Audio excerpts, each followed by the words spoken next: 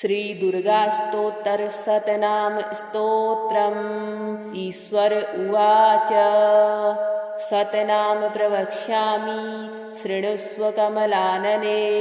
यस्य प्रसादमात्रेण दुर्गा प्रीता भवेत् सती। ॐ सती साध्वी भव प्रीता भवानी भवमोचनी।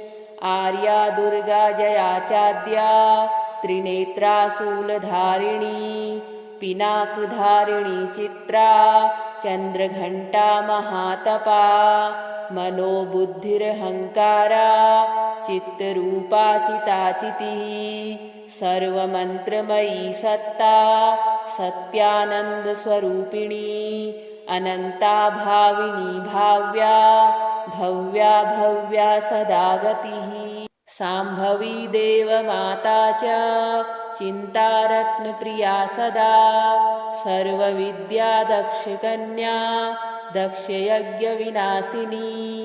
अपर्णानेकवर्णा च पाटला पाटलावती। पट्टाम्बरपरिधाना कलमञ्जीररञ्जिनी। अमेयविक्रमा क्रूरा सुन्दरी सुरसुन्दरी। वनदुर्गा च मातङ्गी मतङ्गमुनिपूजिता। ब्राह्मी माहेश्वरी चैन्द्री कौमारी वैष्णवी तथा। चामुण्डा चैव वाराही लक्ष्मीश्च पुरुषाकृतिः। विमलोत्कर्षिणी ज्ञाना क्रिया नित्या च बुद्धिदा। बहुला बहुलप्रेमा सर्ववाहनवाहना। निशुम्भशुम्भहननी महिषासुरमर्दिनी। मधुकैटभहन्त्री च चण्डमुण्डविनाशिनी। सर्वासुरविनाशा च सर्वदानवघातिनी। सर्वशास्त्रमयी सत्या सर्वास्त्रधारिणी तथा। अनेकशस्त्रहस्ता च अनेकास्त्रस्य धारिणी। कुमारी चैककन्या च कैशोरी युवती यतिः। अप्रौढा चैव प्रौढा च वृद्धमाता बलप्रदा। महोदरी मुक्तकेशी घोररूपा महाबला।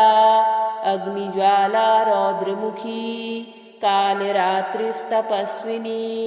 नारायणी भद्रकाली विष्णुमाया जलोदरी। शिवदूती कराली च अनंता परमेश्वरी। कात्यायनी च सावित्री प्रत्यक्षा ब्रह्मवादिनी। यैदं प्रपठेन् नित्यं दुर्गा नाम शताष्टकं। नासाध्यं विद्यते देवी त्रिषु लोकेषु पार्वती। धनं धान्यं सुतं जायां हयं हस्तिनमेव च। चतुर्वर्गं तथा चान्ते लभेन्मुक्तिं च शाश्वतीं। कुमारीं पूजयित्वा तु ध्यात्वा देवीं सुरेश्वरीं। पूजयेत् परया भक्त्या पठेन्नाम शताष्टकं। तस्य सिद्धिर्भवेद्देवी सर्वः सुरवरैरपि।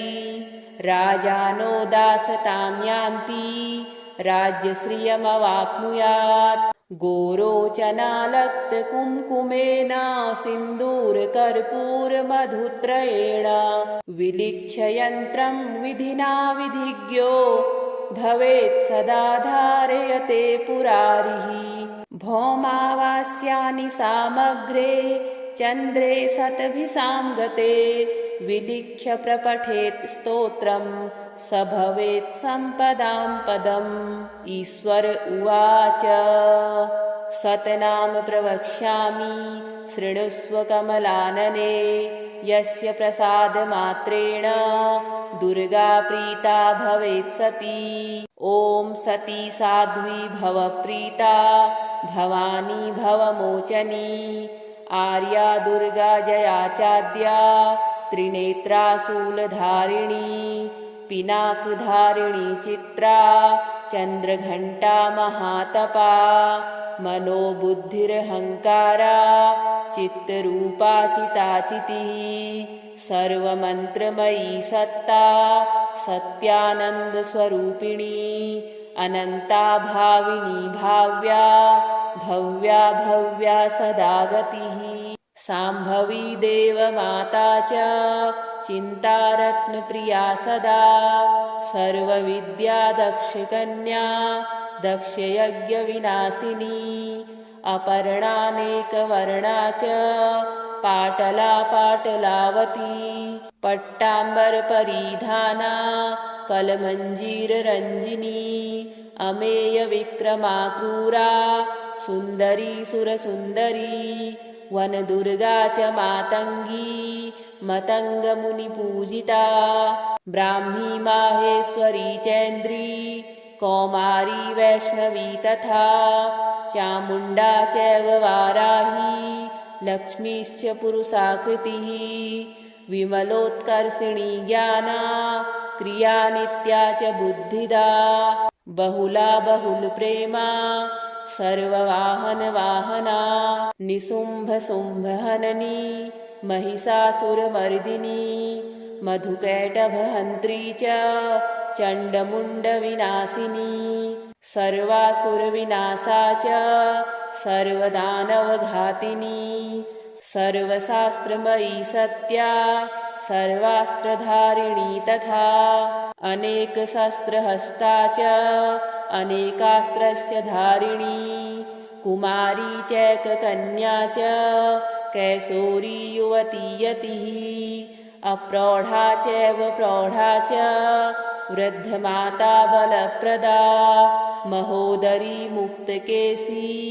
घोररूपा महाबला अग्निज्वाला रौद्रमुखी कालरात्रिस्तपस्विनी नारायणी भद्रकाली विष्णुमाया जलोदरी शिवदूती कराली च अनन्ता परमेश्वरी कात्यायनी च सावित्री प्रत्यक्षा ब्रह्मवादिनी यैदं प्रपठेन् नित्यं दुर्गा नाम शताष्टकं नासाध्यं विद्यते देवी त्रिषु लोकेषु पार्वती धनं धान्यं सुतं जायां हयं हस्तिनमेव च चतुर्वर्गं तथा चान्ते लभेन्मुक्तिं च शाश्वतीं कुमारीं पूजयित्वा तु ध्यात्वा देवीं सुरेश्वरीं पूजयेत्परया भक्त्या पठेन्नाम शताष्टकं तस्य सिद्धिर्भवेद्देवी सर्वः सुरवरैरपि राजानो दासतां यान्ति राज्यश्रियमवाप्नुयात् गोरोचनालक्तकुङ्कुमेन सिन्दूरकर्पूरमधुत्रयेण विलिख्य यन्त्रं विधिना विधिज्ञो भवेत् सदा धारयते पुरारिः भौमावास्यानि सामग्रे चन्द्रे शतभिषां गते विलिख्य प्रपठेत् स्तोत्रं स भवेत् सम्पदां पदम् ईश्वर उवाच सतनाम प्रवक्ष्यामि शृणुष्व कमलानने यस्य प्रसादमात्रेण दुर्गा प्रीता भवेत् सती ॐ सती साध्वी भवप्रीता भवानी भवमोचनी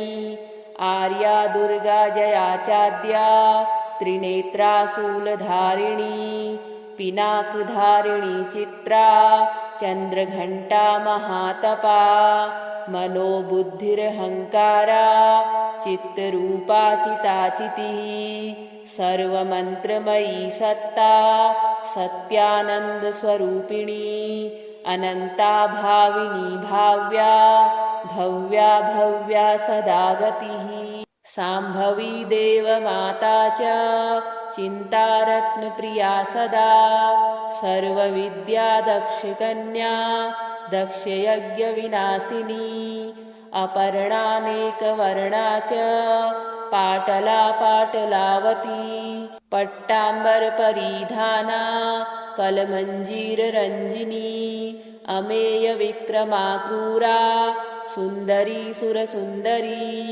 वनदुर्गा च मातङ्गी मतङ्गमुनिपूजिता ब्राह्मी माहेश्वरी चैन्द्री कौमारी वैष्णवी तथा चामुण्डा चैव वाराही लक्ष्मीश्च पुरुषाकृतिः विमलोत्कर्षिणी ज्ञाना क्रिया नित्या च बुद्धिदा बहुला बहुलप्रेमा सर्ववाहनवाहना निशुम्भशुम्भहननी महिषासुरमर्दिनी मधुकैटभहन्त्री च चण्डमुण्डविनाशिनी सर्वासुरविनाशा च सर्वदानवघातिनी सर्वशास्त्रमयी सत्या सर्वास्त्रधारिणी तथा अनेकशस्त्रहस्ता च अनेकास्त्रस्य धारिणी कुमारी चैककन्या च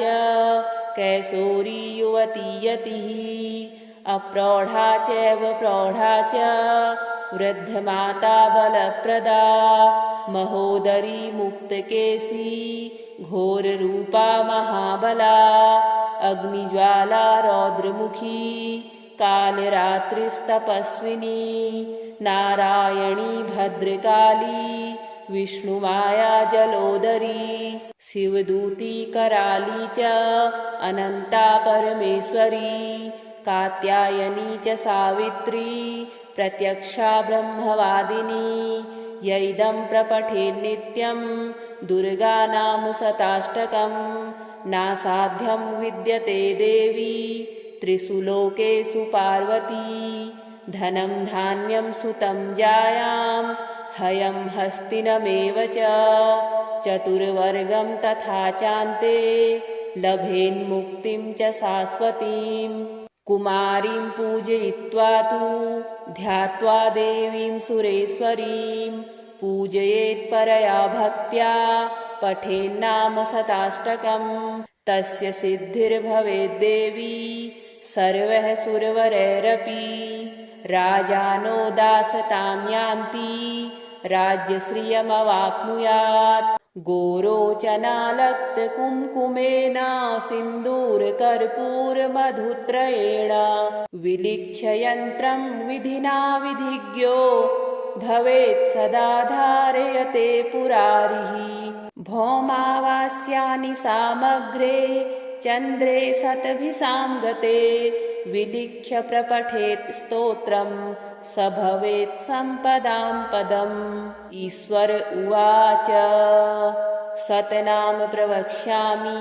शृणुष्व कमलानने यस्य प्रसादमात्रेण दुर्गा प्रीता भवेत् सती ॐ सती साध्वी भवप्रीता भवानी भवमोचनी आर्या दुर्गा जया चाद्या त्रिनेत्रा शूलधारिणी पिनाकधारिणी चित्रा चन्द्रघण्टा महातपा मनोबुद्धिरहङ्कारा चित्तरूपा चिताचितिः सर्वमन्त्रमयी सत्ता सत्यानन्दस्वरूपिणी अनन्ता भाविनी भाव्या भव्या भव्या सदा गतिः शाम्भवी देवमाता च चिन्तारत्नप्रिया सदा सर्वविद्या दक्षकन्या दक्षयज्ञविनाशिनी अपर्णानेकवर्णा च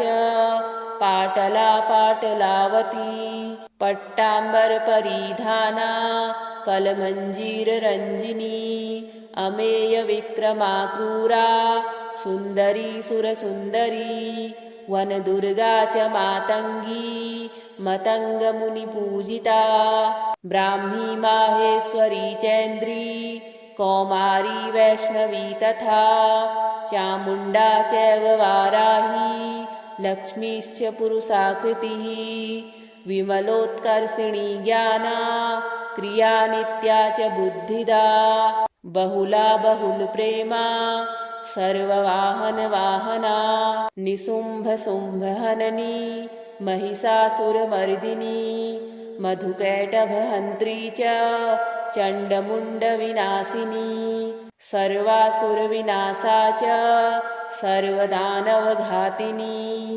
सर्वशास्त्रमयी सत्या सर्वास्त्रधारिणी तथा अनेकशस्त्रहस्ता च अनेकास्त्रस्य धारिणी कुमारी चैककन्या च कैसोरी युवती यतिः अप्रौढा चैव प्रौढा च वृद्धमाता बलप्रदा महोदरी मुक्तकेशी घोररूपा महाबला अग्निज्वाला रौद्रमुखी कालरात्रिस्तपस्विनी नारायणी भद्रकाली विष्णुमाया जलोदरी शिवदूती कराली च अनंता परमेश्वरी कात्यायनी च सावित्री प्रत्यक्षा ब्रह्मवादिनी यैदं प्रपठेन्नित्यं दुर्गा नाम शताष्टकं नासाध्यं विद्यते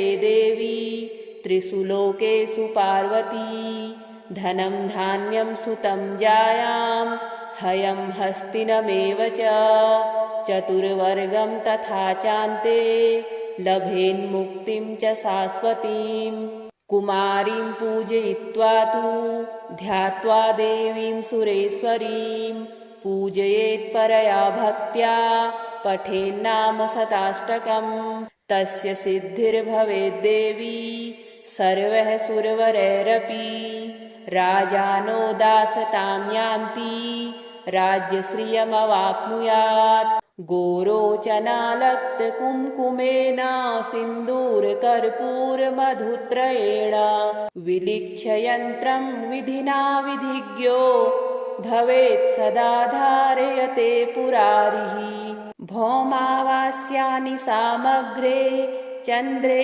शतभिसां गते विलिख्य प्रपठेत् स्तोत्रं स भवेत् सम्पदां पदम् ईश्वर उवाच शतनाम प्रवक्ष्यामि शृणुष्व कमलानने यस्य प्रसादमात्रेण दुर्गा प्रीता भवेत् सती ॐ सती साध्वी भवप्रीता भवानी भवमोचनी आर्या दुर्गा जया चाद्या त्रिनेत्रा शूलधारिणी पिनाकधारिणी चित्रा चन्द्रघण्टा महातपा मनोबुद्धिरहङ्कारा चित्तरूपा चिताचितिः सर्वमन्त्रमयी सत्ता सत्यानन्दस्वरूपिणी अनन्ता भाविनी भाव्या भव्या भव्या सदा गतिः शाम्भवी देवमाता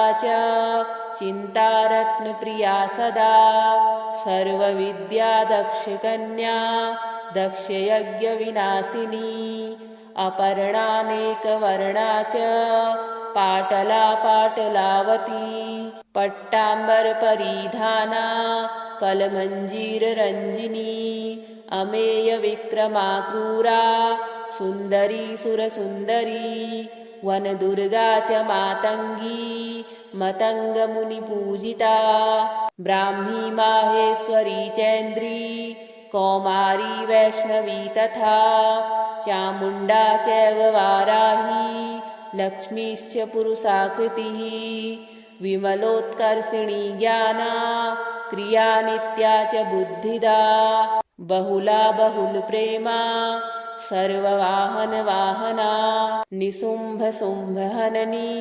महिषासुरमर्दिनी मधुकैटभहन्त्री च चण्डमुण्डविनाशिनी सर्वासुरविनाशा च सर्वदानवघातिनी सर्वशास्त्रमयी सत्या सर्वास्त्रधारिणी तथा अनेकशस्त्रहस्ता च अनेकास्त्रस्य धारिणी कुमारी चैककन्या च कैसोरी युवती यतिः अप्रौढा चैव प्रौढा च वृद्धमाता बलप्रदा महोदरी मुक्तकेशी घोररूपा महाबला अग्निज्वाला रौद्रमुखी कालरात्रिस्तपस्विनी नारायणी भद्रकाली विष्णुमाया जलोदरी शिवदूती कराली च अनंता परमेश्वरी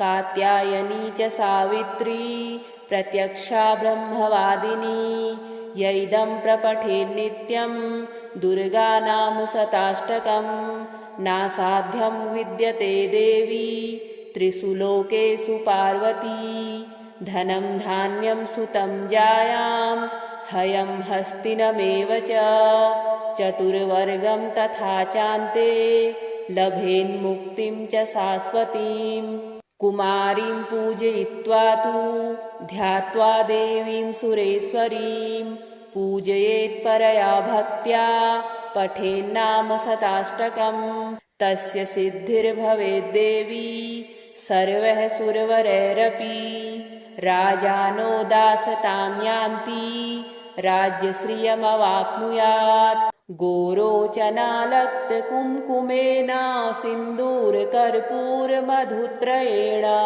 विलिख्य यन्त्रं विधिना विधिज्ञो भवेत् सदा धारयते पुरारिः भौमावास्यानि सामग्रे चन्द्रे शतभिसां गते विलिख्य प्रपठेत् स्तोत्रं स भवेत् सम्पदां पदम् ईश्वर उवाच सतनाम प्रवक्ष्यामि शृणुष्व कमलानने यस्य प्रसादमात्रेण दुर्गा प्रीता भवेत् सती ॐ सती साध्वी भवप्रीता भवानी भवमोचनी आर्या दुर्गा जया चाद्या त्रिनेत्रा शूलधारिणी पिनाकधारिणी चित्रा चन्द्रघण्टा महातपा मनोबुद्धिरहङ्कारा चित्तरूपा चिताचितिः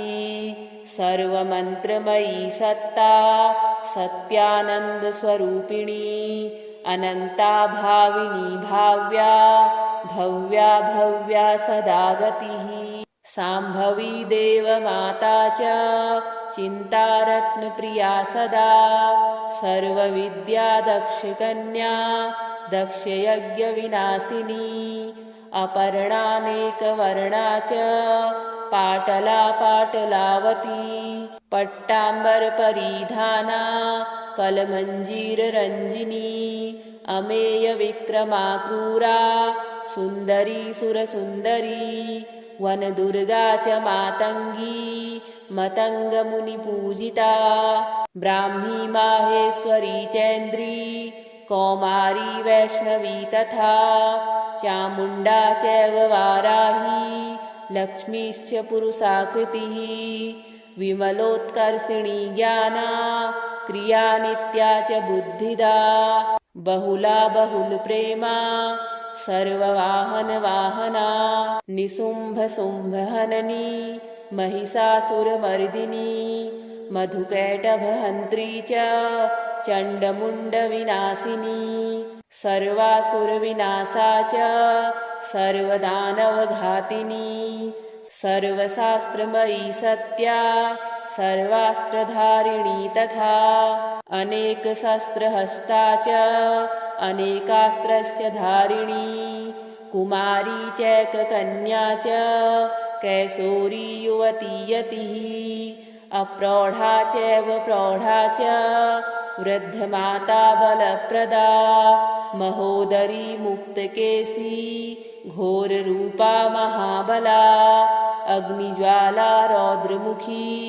कालरात्रिस्तपस्विनी नारायणी भद्रकाली विष्णुमाया जलोदरी शिवदूती कराली च अनन्ता परमेश्वरी कात्यायनी च सावित्री प्रत्यक्षा ब्रह्मवादिनी यैदं प्रपठेन्नित्यं दुर्गानाम शताष्टकं नासाध्यं विद्यते देवी त्रिषु लोकेषु पार्वती धनं धान्यं सुतं जायां हयं हस्तिनमेव च चतुर्वर्गं तथा चान्ते लभेन्मुक्तिं च शाश्वतीं कुमारीं पूजयित्वा तु ध्यात्वा देवीं सुरेश्वरीं पूजयेत्परया भक्त्या पठेन्नाम शताष्टकं तस्य सिद्धिर्भवेद्देवी सर्वः सुरवरैरपि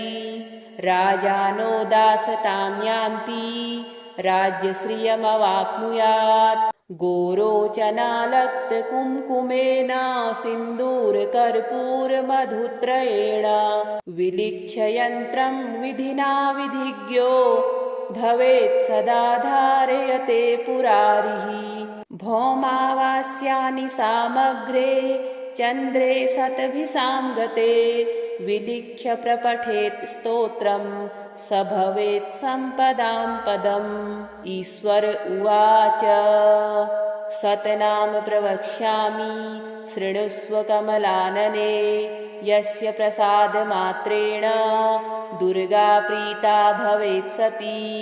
ॐ सती साध्वी भवप्रीता भवानी भवमोचनी आर्या दुर्गा जया चाद्या त्रिनेत्रा शूलधारिणी पिनाकधारिणी चित्रा चन्द्रघण्टा महातपा मनोबुद्धिरहङ्कारा चित्तरूपा चिताचितिः सर्वमन्त्रमयी सत्ता सत्यानन्दस्वरूपिणी अनन्ता भाविनी भाव्या भव्या भव्या सदा गतिः शाम्भवी देवमाता च चिन्तारत्नप्रिया सदा सर्वविद्या दक्षकन्या दक्षयज्ञविनाशिनी अपर्णानेकवर्णा च पाटला पाटलावती पट्टाम्बरपरिधाना कलमञ्जीररञ्जिनी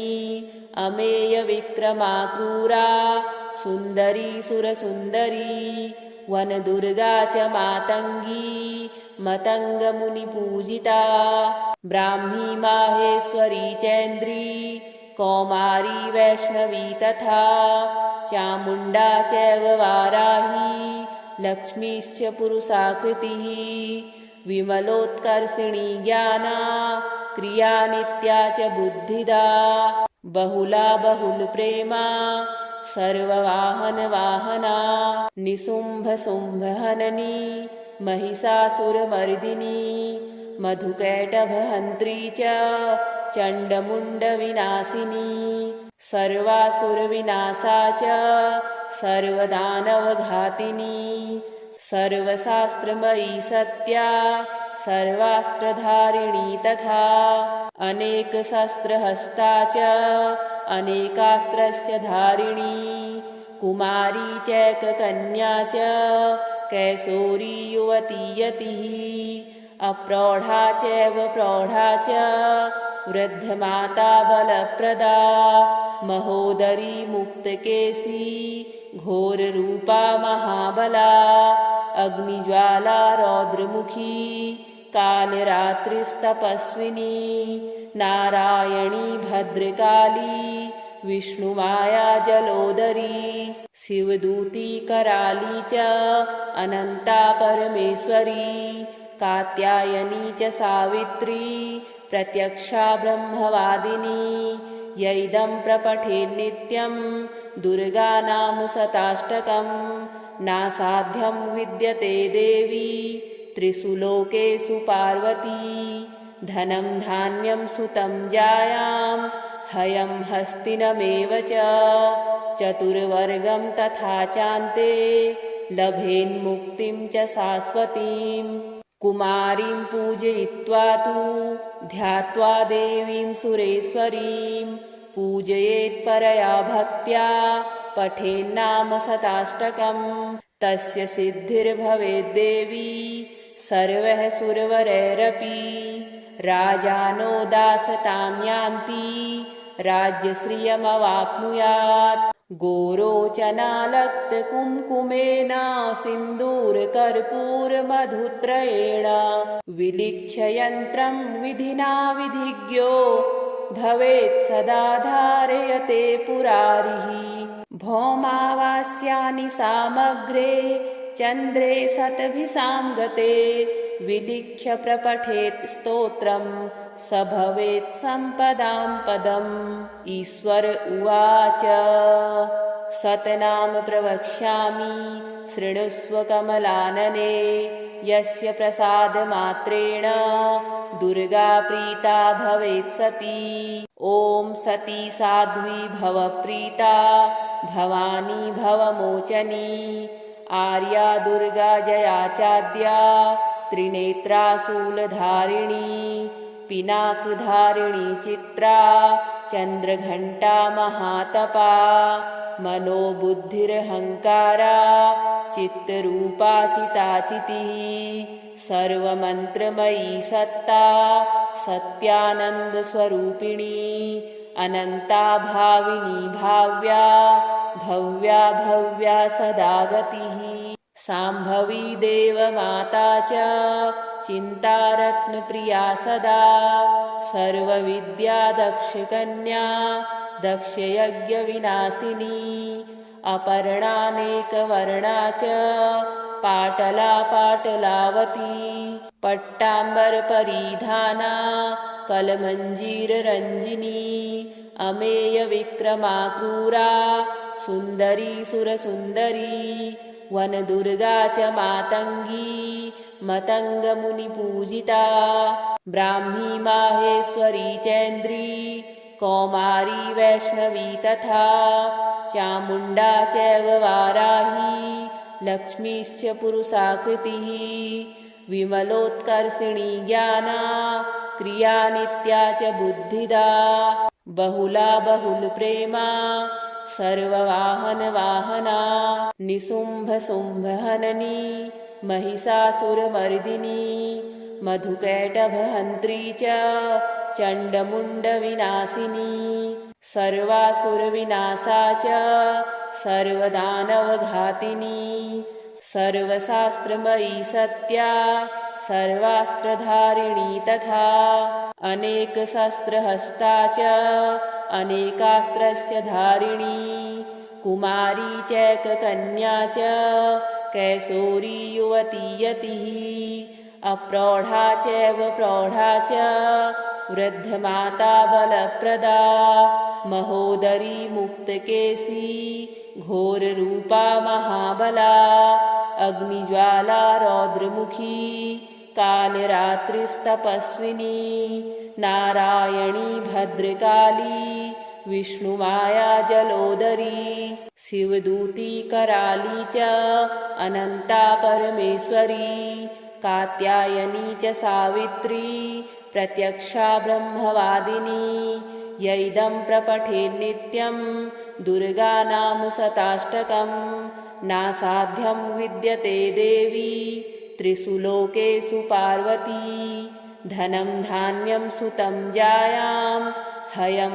हस्तिनमेव च चतुर्वर्गं तथा चान्ते लभेन्मुक्तिं च शाश्वतीं कुमारीं पूजयित्वा तु ध्यात्वा देवीं सुरेश्वरीं पूजयेत्परया भक्त्या पठेन्नाम शताष्टकं तस्य सिद्धिर्भवेद्देवी सर्वः सुरवरैरपि राजानो दासतां यान्ति राज्यश्रियमवाप्नुयात् गोरोचनालक्तकुङ्कुमेन सिन्दूरकर्पूरमधुत्रयेण विलिख्य यन्त्रं विधिना विधिज्ञो भवेत् सदा धारयते पुरारिः भौमावास्यानि सामग्रे चन्द्रे शतभिसां गते विलिख्य प्रपठेत् स्तोत्रं स भवेत् सम्पदां पदम् श्रीदुर्गाष्टोत्तरशतनाम स्तोत्रम् सम्पूर्णम्।